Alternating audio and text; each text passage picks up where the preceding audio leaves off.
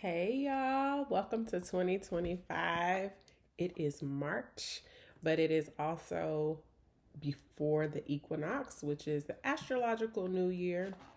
Typically, what I've done in the past is I channel all of our messages for the year before the calendar year. I break us down into quarters. And this year, Spirit was like, no, like this winter is about rest. Those of you in my Flourish group know that. Flourish is a spring to winter leadership circle. And we start our new cycle at the beginning of spring equinox. If you're interested, all the information about how to join will be in the description. But Spirit was like, rest. There's also some really interesting things happening with our soul group, with the timeline, so much so that yesterday in my spiritual community, when my pastor was praying, something came up around a repeating theme that's been happening for me, which is a bifurcation of time. This camera does that thing that it zooms in and it zooms out. So I hope it's not too distracting, but I did want to try it out for the video. So the plan is we're going to do general messages for the community, and I will be sharing them publicly for our themes for the year. And then I will do what I've always done, is do a quarter by quarter guidance in detail and just general year ahead by sign. When you invest in your year ahead, you do get access to all of the readings so that you can look at the other places in your chart to get relevant messages, particularly, as I always recommend, your rising sign, your north node, and your moon. So let's get into it. Spirit wants us to start with the Adinkra cards, the ancestral guidance cards. And these are going to be ancestral guidance, yes, because of the deck, but no, generally, our elevated ancestors have a word for us.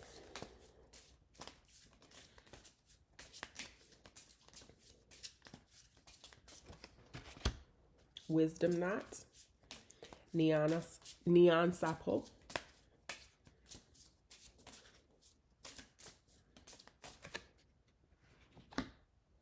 Odor Nira Fiquine, love does not miss its way home.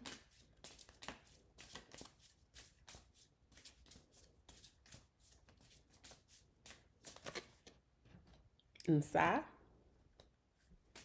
which is a type of hand woven fabric. And finally,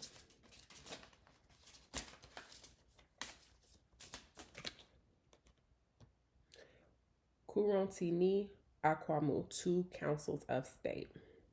The bottom of the deck is the Adinkra Hini, which is the king of the Adinkra symbols, which I really like having at the bottom of the deck. There's only about I'm looking, and there's 5 of these core symbols. I forget what the creator, who is now an ancestor, calls them, but they are like the grounding elements in the deck. So it feels like for me that this is evidence of a solid message, similar to having like a major arcana at the bottom of the deck. So let's get into it. I will read from the book. These do feel somewhat linear in the progression of the year, starting with the spring, summer, fall, then winter. They are also interwoven and interconnected in the way that we should govern ourselves all year long. Starting with the wisdom knot, it symbolizes intelligence, wisdom first, intelligence and ingenuity. A wise person has the capacity to choose the best means to attain the goal. And so whatever it is that we are thinking of doing or considering moving towards, this is similar to what we talk about when we say work smarter, not harder. But the difference here is your strategy does need to incorporate some type of spiritual guidance and some type of ancestral guidance. What ancestors are saying here is that things have been more difficult potentially for you, or stagnant, because there may not even be any type of resistance, but there hasn't been this level of ease and flow that you've been able to attain because of there needs to be an untangling of energies, a detangling of connections. There is something that is blocking the flow of the movement, and the receiving or the reception of your guidance from not only your higher self, but from your ancestors, and this feeling of not being imbalanced or aligned with the proper timeline. And so you kind of even see here this parallel thing, and ending with the two councils of state is another thing that reminds me of like whatever this splitting is that is happening in the soul group. And it is about choices. Obviously we are living in an extreme time politically, and this is another reason why we're being called or asked to, and really reprimanded in some ways, for not accessing these technologies that are available to us through our ancestral wisdom. And some of that is, we can say, is because it was taken from us, it was stolen from us through colonialization, through slavery, etc. But Spirit is like, at this point, and ancestors like, at this point, things are available to you. There's enough information out there for you to begin to access these technologies, access these ways of being. And for many of us who do know about these ways of being, for those of us who do know how to harness these energies, how have we been lax in practicing them more devotionally? How have we been lax in sharing them or exemplifying them in our communities? How have we been lax in teaching or weaving, with the inside here, them into our other places of worship, our other places of community, our work environments, and our practices, for building for ourselves what we claim to want? Where are we leaving out the community in our goals? Where are we leaving out other core indigenous ways of sustainable living in our quest for our goals? So we're asking to reevaluate what it is that we want to become.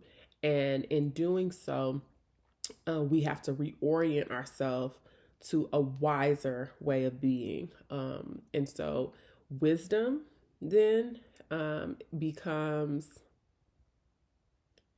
a recurring theme, because wisdom was the word last year. I'm not feeling that as our word for this year. I'm going to sit with this, and I'm sure it will come by the time that this message is over.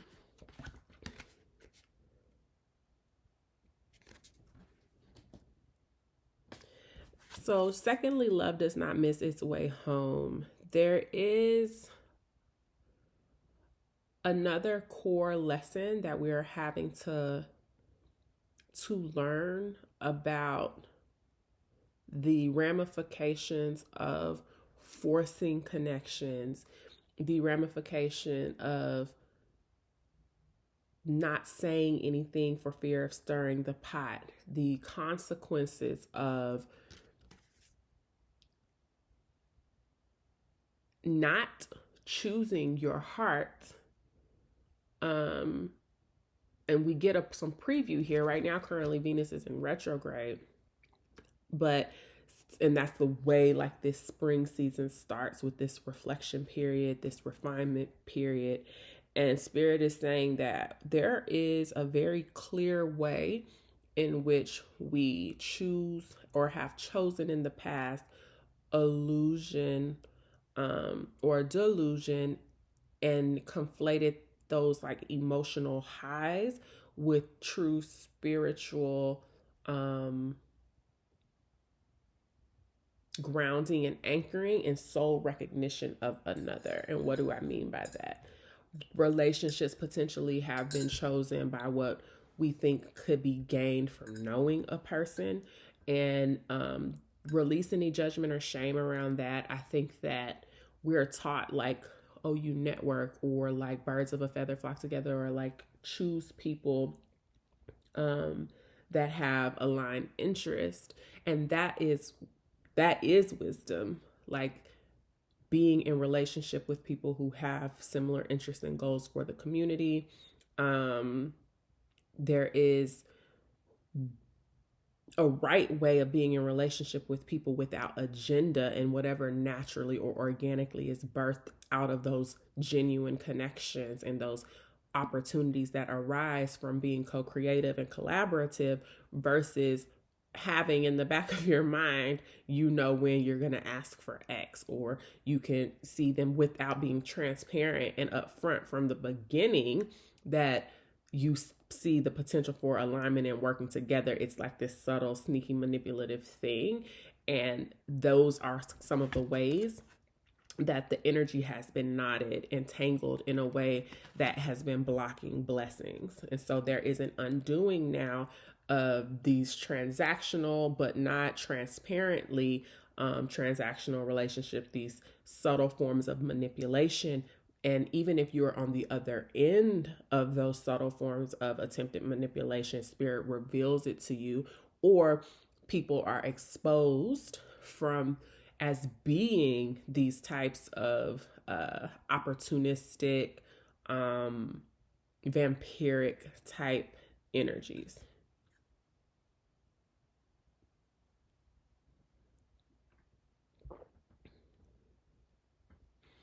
And spirit reminds us now to anchor ourselves in love and to not close our heart off, even when these things are exposed to us, even when we are made known, or it is made known to us that people have been moving funny, or that people have maybe told or said something to try to tarnish our reputations, things of that nature. Spirit is like the vibration of love will overshadow and dissolve any of those things. All of the symbols are surrounded by this, but in this card, I'm literally feeling love being both a magnetic force and a repellent force, to physically align us,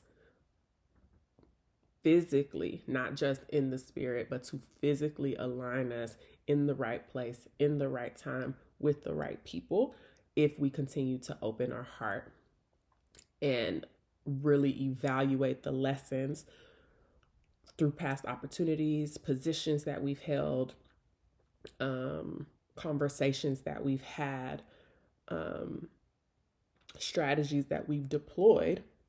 Because this is not to say that we're just supposed to go with the flow and just see what happens. There is a level of strategy and planning and action taking that we have to engage in, but there is some impurity that this serpentine year, dissolves.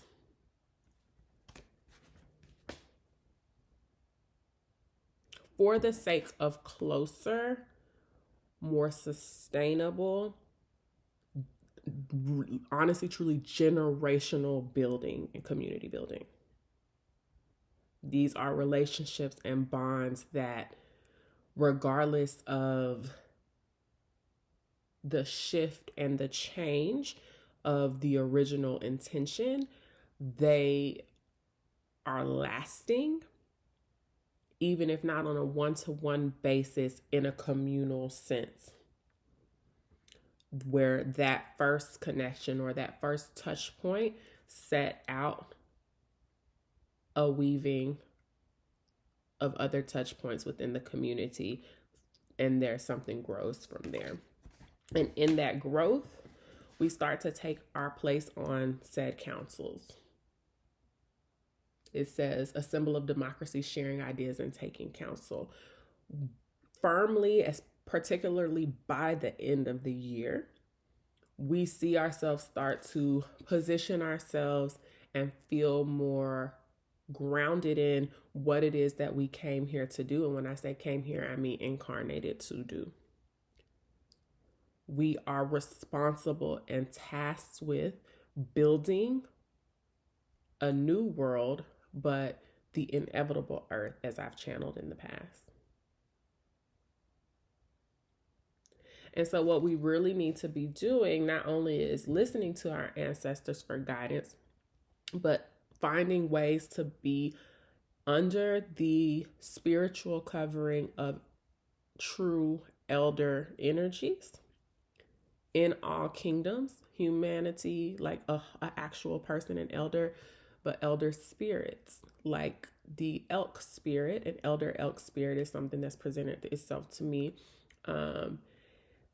And so that means nature kingdoms, and of course, potentially elder spirits in the ancestral realm, people that had great wisdom that you identified as carrying wisdom on the earth when they were here. And if you feel like you don't have or readily know an ancestor that had that level of wisdom, where they were communal minded, where they always knew the right thing to say, that they could see clearly through a situation where you might not have been, you can call forth those characteristics and ask for that ancestor to be presented to you and start to build a relationship with that ancestor once they step forward and show themselves to you. You can ask for that information to be presented in a dream or in meditation. You can listen for a name based on the type of characteristics that you want to cover you and that you want to grow into as an elder yourself. So who are we sharing with? Who are we building with? And what is our responsibility? I talked a little bit about this last summer during eclipse season, as we're in another eclipse season, and it was about who are we to our community. And then later, some channel messages came through bibliomancy about self-governance.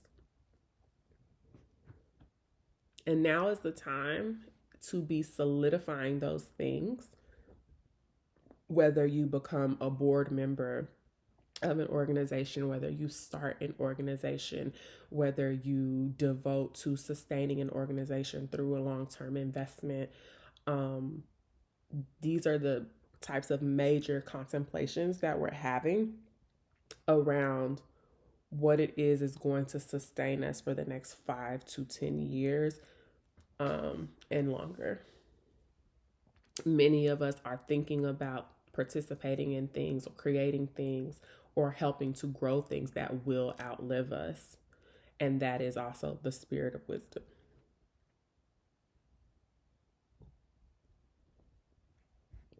So if you are watching this and you already feel like you are in a position of eldership, or you are an elder becoming, who are you mentoring? And mentorship now with coaching has become this thing that we charge for, and there is no judgment around that. But I am not talking about using your skills of the marketplace to help somebody else hone their skills in the marketplace. Again, there is nothing wrong with these transactional relationships. There's no judgment around that. But what I am speaking to in particular is a communal way of being that, when chosen in open-heartedness, without agenda,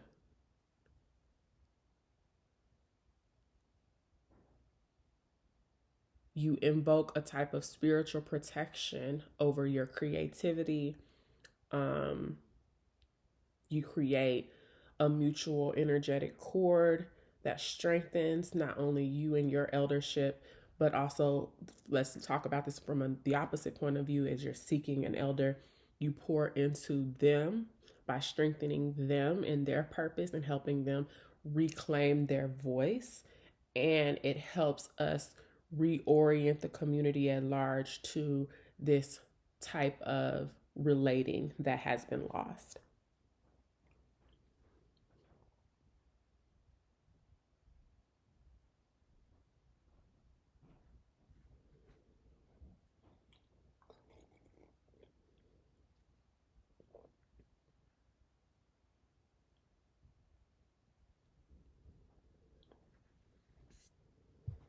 So, what potentially could be in the way of us being deeper in community in a way that inspires these types of tangible growth actions, these tangible actions towards building what could potentially be in the way, is the first question that I'm asking, that needs to be untangled, right? So that we can start to receive the wisdom and the direction and the path forward. What is a step that we can take once we address that thing? And what is the expected outcome? And then we'll close. Hey, so the bottom of the deck is disillusion. I've already been talking about this. We are in Pisces season, in between eclipses, as I'm channeling this message. And what is dissolving and what is being healed, what is blocking, is this feeling of intrusion, this fear of being seen, this fear of being taken advantage of, this fear of being stolen from, this fear that honestly is all a result of spiritual warfare and of it's a spiritual strategy and intelligence, an intelligent strategy, honestly, of white supremacy, of colonialism. And it's important to say that directly because this type of colonization happens on multiple levels in the spirit, and what it results in is isolation. And this breakdown of the community because of our what we have been made to equate as our base needs, not like just for housing, shelter, but our idea that we need to attain a certain level of success on our own is what sparks and initiates all of these unhealthy levels of comparison and competition, backbiting, even within the family structure, the blood family structure. And of course, that is why so many of us are looking to seek to build chosen family and join other communities, but the hurt still happens there because the same things are being replicated across. And so we need to take ownership for the energy that we bring into a space, whether that is an energy or a spirit of distrust, even though it is valid response to the trauma that we've experienced, we have to own and be accountable for those traumas so that we can do the next step, which is connection. And in that connection, what we see is authenticity. We heal ourselves, we become more of ourselves, and we're better able to show up in our gifting and in our fullness. So that is it for these messages. I am going to go deeper, reading the cards, channeling more of the message in this extended version, which will be available to flourish inside of the leadership community. So again, I invite you to join us there. You can continue to keep up with what I am building for the community with the Overflow Institute on our Substack. Our website will be up and available probably sometime mid-spring, and you can see and continue to see how you can be a part of that work and what it is that I'm building as I continue to grow in the development of it. You'll kind of be able to observe that in real time as I'm continuing in my master's program, which is a public theology program for leaders centered in indigenous wisdom. And so you'll be able to be a part of it. I will be leaning on you and reaching out to you all to hear feedback from the ways that we've engaged in the past and the ways that you would dream, not just desire, but like really your wildest dreams of what we could have and what we could experience. I'll be sharing some of those dreams with you, and I'm excited to be a part of the process. So for those of you who aren't in Flourish, but you're seeking to be strengthened, honestly, in your ability to take up space, to lead, not only in your communities of practice, potentially in your spiritual communities, but in your workplace, and doing the healing work of being able to be like an elder becoming and to heal our communities. I would invite you to join us, and we'll go deeper there. But if not, I love you always. Keep in touch on the Substack. And yeah, love you much. Bye.